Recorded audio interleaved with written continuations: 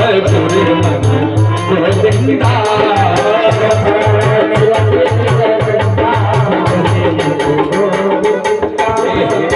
देवरे नागरे नंदा भजूरे मन गोविंदा भजूरे मन गोविंदा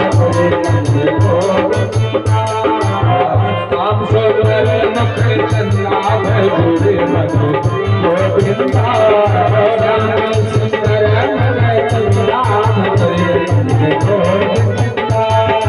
वृंदावन में रास रचायो वृंदावन में रास रचायो वृंदावन में रास रचायो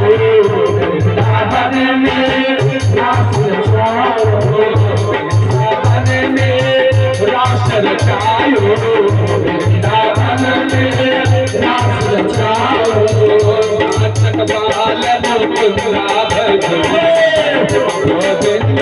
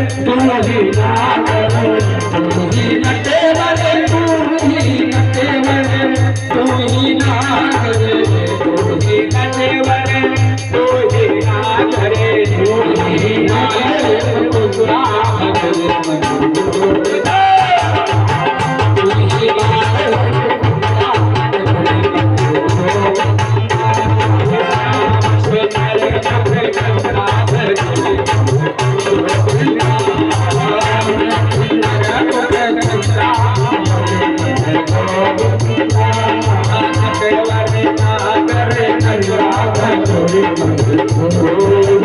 गोविंदा। गोविंद भगवान की। बड़ा ही सुहाना समय आया है। वैसे हम लोग संसार अपने बेटी बेटों के विवाह में शादी में क्या करते हैं, खूब जश्न मनाते हैं, धूम मचाते हैं। तो हम चाहेंगे कि ये भगवान का विवाह है, पहले ही बता चुके हैं, मानो देव नहीं तो पत्थर।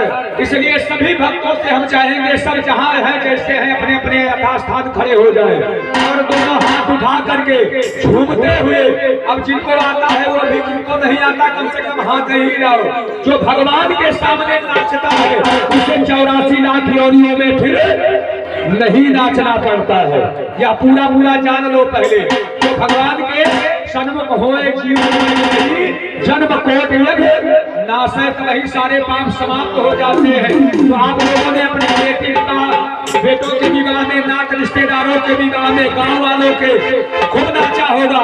तो आइए आज भगवान का यह जन्मोत्सव जो कि कभी कभी भगवत कृपा से यह प्राप्त होता है, फिर अपने अपने जीवन में यह अवसर कब आए कब न आए, हम चाहेंगे सभी भक्तगणों से सब अपने अपने दोनों हाथों को उठा करके जिसका सही भाव मिलता है। सबको हमारी तरह से नाचना भी नहीं आता है, लेकिन हम सबसे चाहेंगे सब अपना अपना भाव व्यक्त जरूर करेंगे। बोलिए गोविंद भगवान की जय। ऐसा लगता है मेरे घनश्याम की शादी है, आज मेरी चाहत की शादी है, आज मेरी चाहत की शादी है, आज मेरी चाहत की शादी है। ऐसा लगता है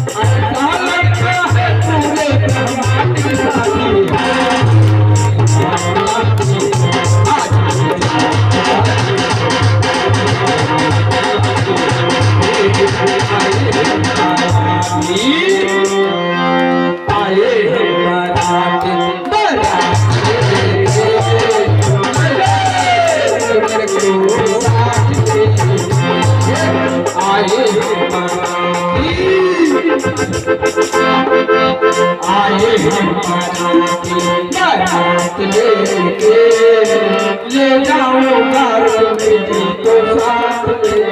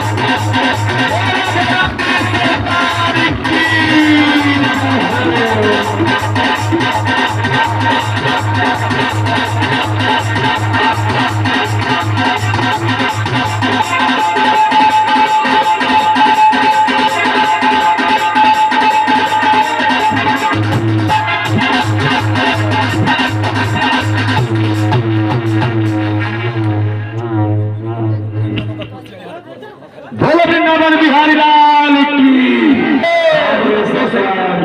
जय हो। सभी भक्तों से हम चाहेंगे कि आप लोग जहाँ बैठे हुए वो अपना यथाथा स्थान ग्रहण कर लें, क्योंकि आज ये कथा का अंतिम समापन दिवस है। आप सब जनों को विदित है कि कल हवन और भंडारे का आयोजन हुआ है। तो आइए भगवान की परीक्षित मोक्ष करना है हम लोगों को। तब तक यह कथा अधूरी मानी जाएगी जब तक परीक्षित का मोक्ष की कथा आप सुनेंगे और ना मैं कहूँगा। इसलिए परीक्षित मोक्ष की कथा होना है। तो जब तक यह परीक्षित मोक्ष की कथा आप नहीं सुनेंगे तब तक भले ही 7 दिनों की कथा सुने हो, उससे हित लाभ नहीं होने वाला है। इसलिए न मेरे कहने से न आपके सुनने से, इसलिए परीक्षित मोक्ष की पावन पावन कथा को सुनने के लिए आप लोग कृपया अपना अपना पुनः स्थान ग्रहण कर ले। अच्छा, आप लोग खूब जश्न में डूबे रहे, बड़ा ही पावन शुभ अवसर रहा। अभी विवाह का माहौल होता है, भी ज्यादा समय भी नहीं, 12 तो प्रतिदिन बज जाते थे, तो भी 12 ही बज रहे हैं। थोड़ा समय आप लोगों से और चाहेंगे, आपके जीवन का मूल्य सोना तो पूरे जीवन है। कल से हम आप लोगों से निवेदन करने नहीं आएंगे भैया, शाम से ही आप लोग सो जाइएगा खा के हमारी तरफ से। लेकिन आज अगर अंतिम दिवस है तो थोड़ा समय का दान मांगेंगे आप लोगों से, और कुछ नहीं चाहिए। रुपया पैसा धन दौलत आप अपने पास रखिए, केवल समय का दान दीजिए, और ज्यादा नहीं, 20 से 1 घंटे और समय का दान आपसे लेंगे। और कल से वह भी नहीं लेंगे। 1 तारीख से निवेदन करेंगे कि जिन्हें समय हो, क्योंकि जीवन में ये कारक नाना जंजाला 1 मार्च से फिर आगामी कथा आज यहाँ विराम होकर के ये आदि विराम सभा है बेलमना। राम प्रताप गोस्वामी मैनेजर थे बैंक में। 2 मई से फिर सरोवर क्षेत्र में यह कथा है। फिर उसके बाद 15 मई के बाद हम लोगों को बस्ती जाना है। तो फिर सारी व्यवस्थाएं हम आप लोगों को बता चुके हैं, और सबके पास मोबाइल होगा। अगर ये आगामी कथा आप मान लीजिए घटित भविष्य में फिर अपना चेहरा देखना चाहे तो नागेंद्र पांडे भागवत कथा करके है, आप लोग चैनल को सब्सक्राइब करिएगा।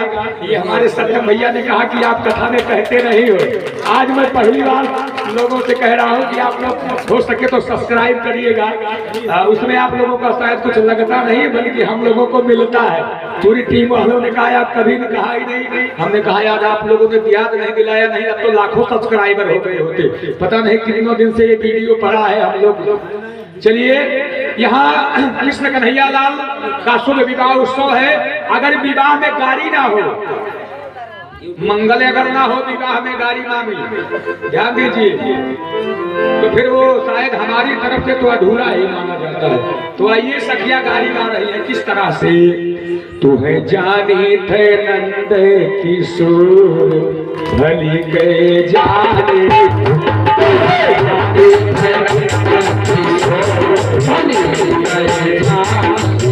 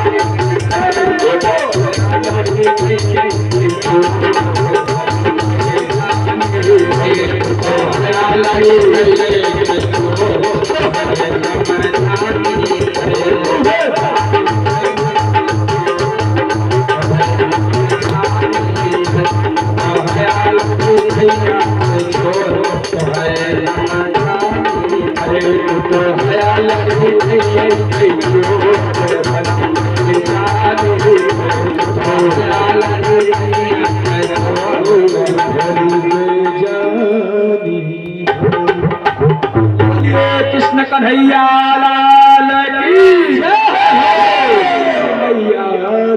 जय हो। भीष्म की पुत्री रुक्मणी के साथ समयाभाव के कारण भीष्मक की पुत्री रुक्मणी के साथ कृष्ण कन्हैया लाल ने अपना प्रथम विवाह किया।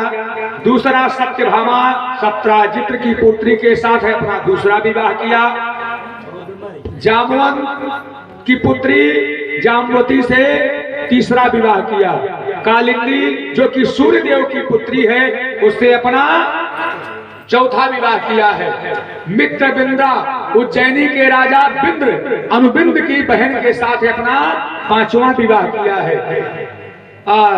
नग्नजित के साथ अपना छठा विवाह किया है सत्या के साथ में। और सातवां विवाह भद्रा के साथ किया है धृष्टकेतु राजा की पुत्री के साथ।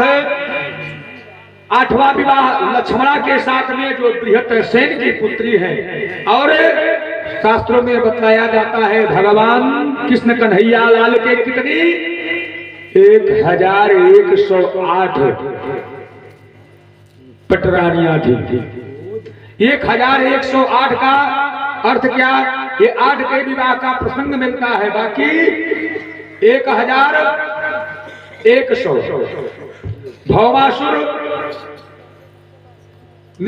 भौमासुर ने संकल्प किया था कि जब तक 1108 कुंवारी कन्याओं को मैं एकत्र करके उनके साथ एक साथ विवाह करूंगा सबके साथ में।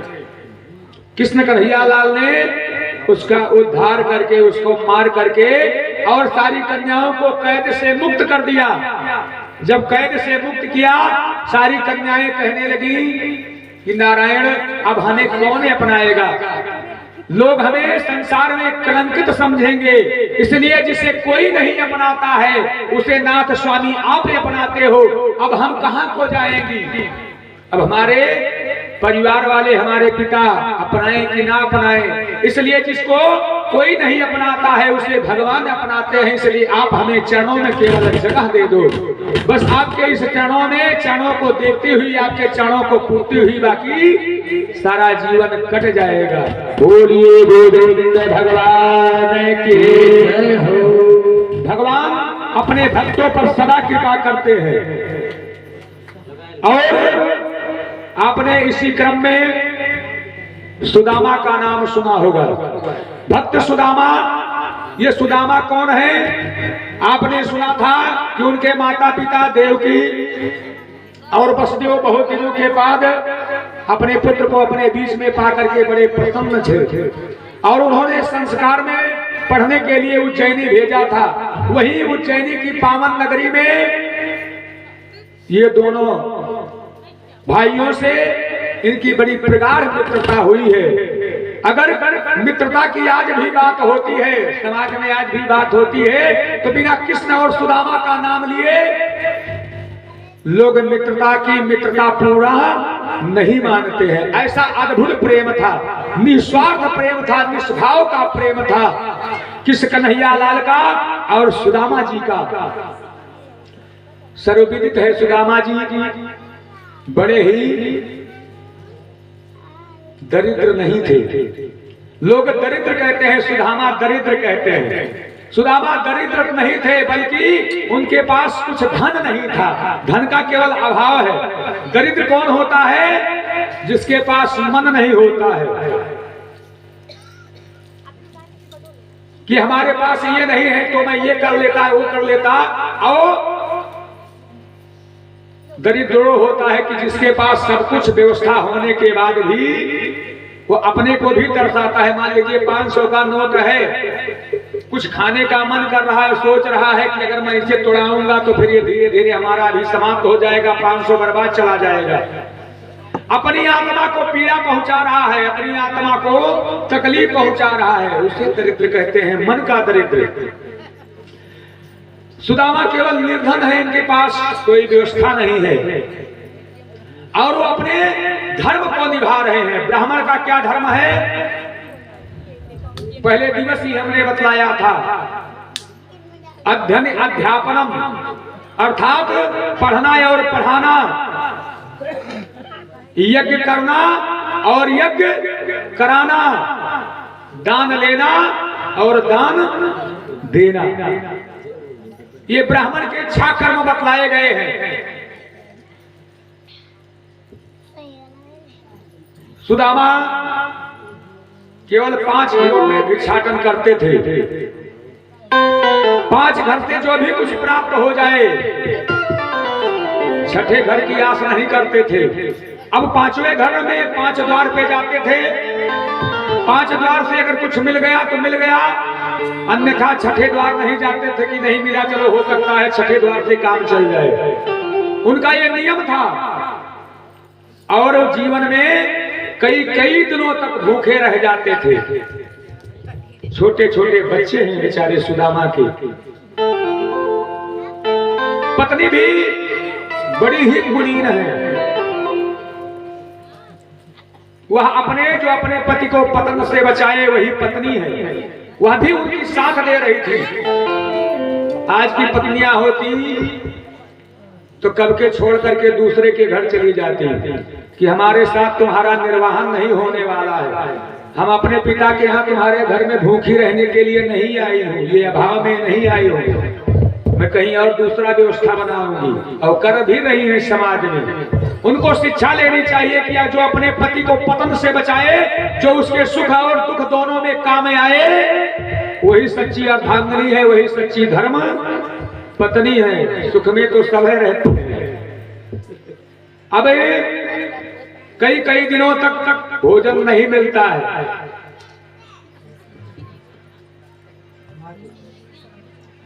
जब इनका विवाह होकर के आया है सुशीला का, जिनका नाम था, सुदामा की पत्नी का नाम था सुशीला। जैसे उनका था नाम था जथा नामे तथा गुणे, वैसे ही सुशील स्वभाव की थी, बड़े ही विनम्र भाव की।